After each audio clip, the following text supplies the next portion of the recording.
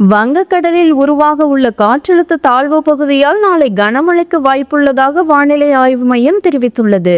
இது தொடர்பாக சென்னை மண்டல வானிலை ஆய்வு மையம் வெளியிட்டுள்ள செய்திக்குறிப்பில், வடகிழக்கு வங்கக்கடல் மற்றும் அதையொட்டிய பகுதிகளில் நிலவிய காற்றழுத்த தாழ்வு பகுதி நேற்று காலை மேற்கு வங்கம் மற்றும் அதையொட்டிய வடக்கு ஒடிசா வடமேற்கு வங்கக்கடல் பகுதிகளில் நிலவியது. தென்னிந்திய பகுதிகளின் மேல் ஒரு வளிமண்டல மேலடுக்கு சுழற்சி நிலவுகிறது.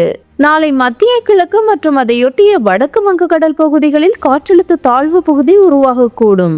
இது மேற்கு திசையில் நகர்ந்து வரும் 26ஆம் தேதி தெற்கு ஒடிசா வடக்கு ஆந்திர கடலோர பகுதிகளுக்கு அப்பால் உள்ள வடமேற்கு மற்றும் அதையொட்டிய மத்திய மேற்கு வங்கக்கடல் பகுதிகளில் காற்றழுத்த தாழ்வு மண்டலமாக வலுப்பெற்று தெற்கு ஒடிசா வடக்கு ஆந்திர கடலோர பகுதிகளில் வரும் 27ஆம் தேதி கரையை கடக்கக்கூடும். இதன் காரணமாக இன்று தமிழகத்தின் ஓரிரு இடங்களிலும் புதுச்சேரி மற்றும் காரைக்கால் பகுதிகளிலும் இன்று லேசானது முதல் மிதமான மழை பெய்யக்கூடும். கோவை மாவட்டத்தின் மலைப்பகுதிகள் மற்றும் நீலகிரி மாவட்டத்தில் ஓரிரு இடங்களில் கனமழை பெய்ய வாய்ப்புள்ளது. சென்னை மற்றும் புறநகர் பகுதிகளில் இன்று வானம் ஓரளவு மேகமூட்டத்துடன் காணப்படும். நகரின் ஒரு சில பகுதிகளில் லேசான மழை பெய்ய வாய்ப்புள்ளது.